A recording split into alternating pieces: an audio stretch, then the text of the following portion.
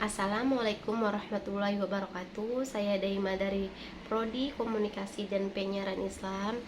Di sini saya hanya sedikit mengulas atau memaparkan uh, apa yang saya tangkap tentang penjelasan materi yang telah dijelaskan oleh pemateri pada saat mapaba kemarin. Yang pertama yaitu materi tentang KPMI-an.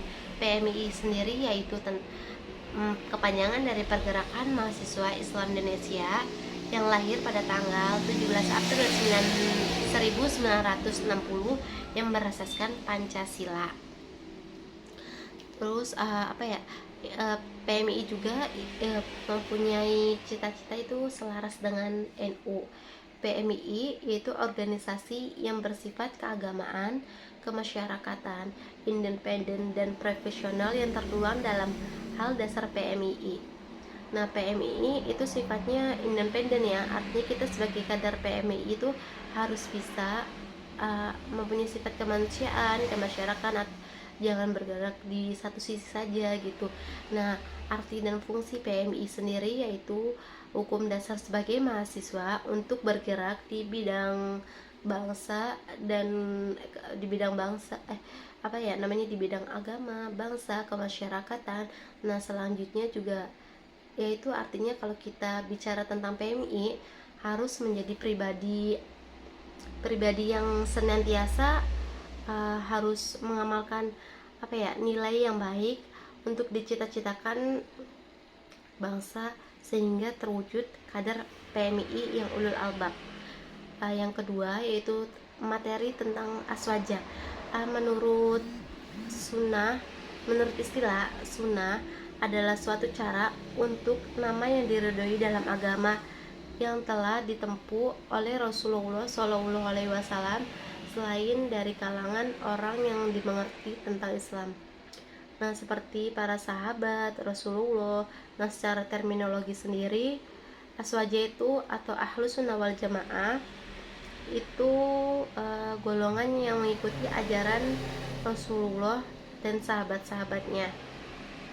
Selanjutnya NU itu sebagaimana NU PMI yang merupakan anak kandung dari organisasi yang didirikan oleh Kiai Haji Hashim Asy'ari itu juga bergerak dalam aliran aswaja sebagai nafas pergerakannya.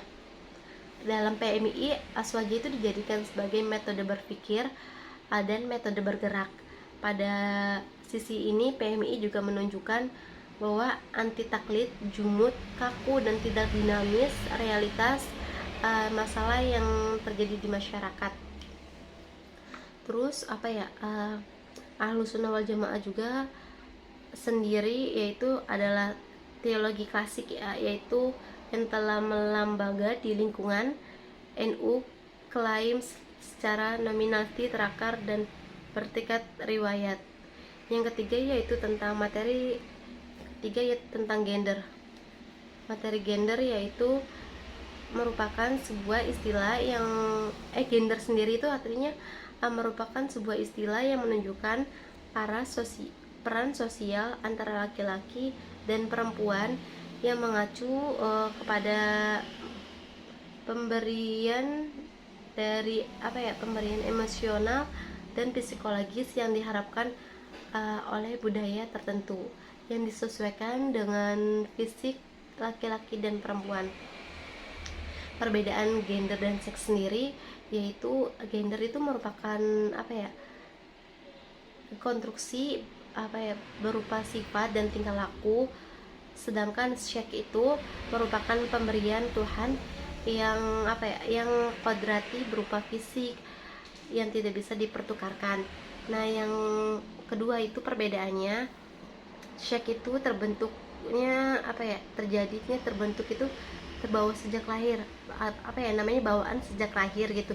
Sedangkan gender itu gender itu dibentuk oleh sosial dan budaya.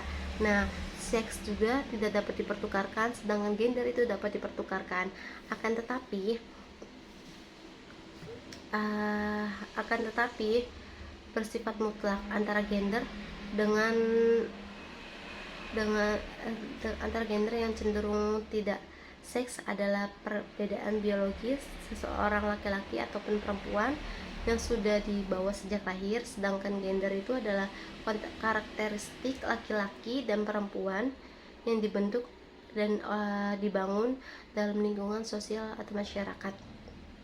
Nah, contoh gender sendiri yaitu kayak kita mengepel, menyapu, terus memasak, menjaga anak. Sedangkan contoh dari seks itu ya kita melahirkan, menstruasi gitu.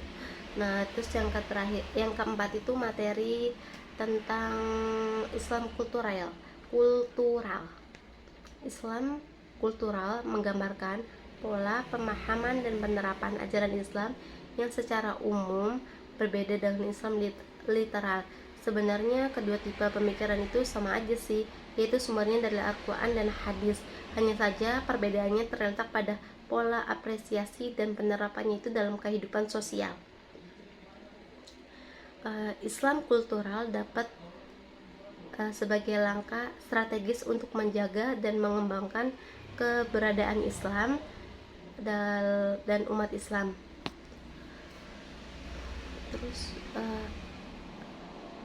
Terus bidilistik lebih jauh, bidilistik lebih jauhnya perkembangan Islam kultural di Indonesia itu merupakan keniscayaan sejarah. Sejak awal perkembangan Islam di Indonesia adalah Islam pribumi yang disebarkan oleh Wali Songo dan para pengikutnya dengan melakukan transformasi kultural di masyarakat. Islam dan tradisi itu tidak ditempatkan dalam posisi yang berhadapan-hadapan, tetapi kedudukannya itu dalam dialog kerangka kreatif, di mana diharapkan terjadi transformasi di dalamnya. Prosesnya transformasi kultural tersebut pada mengumpulkan perpaduan antara dua etnis, yaitu Islam dan budaya lokal. Yang terakhir itu materi tentang NDP ya. NDP sendiri itu singkatan dari nilai dasar pergerakan, yang mana nilai dasar pergerakan mahasiswa Islam Indonesia kan merupakan hal yang cukup mendesak untuk segera diimplementasikan, mengingat kenyataan bahwa pertama PMI itu telah menyatakan independensi dengan NU sejak tahun 1973 sekiranya. Namun di satu sisi PMI itu tentu tidak dapat meninggalkan nilai-nilai Islam Ahlus Sunnah wal Jamaah. PMI juga merupakan amanat sejarah, sebab sejak Kongres di Bogor itu. Nah, rumusan apa aja sih rumusan nilai-nilai dasarnya? Yaitu yang pertama tauhid, yaitu mengesahkan Allah Subhanahu wa taala, yaitu merupakan nilai paling yang asasi dalam sejarah agama samawi. Di antaranya telah terkandung sejak awal tentang keberadaan manusia ke Kongres. Yang kedua itu hablum minallah, yaitu hubungan manusia dengan Allah, yaitu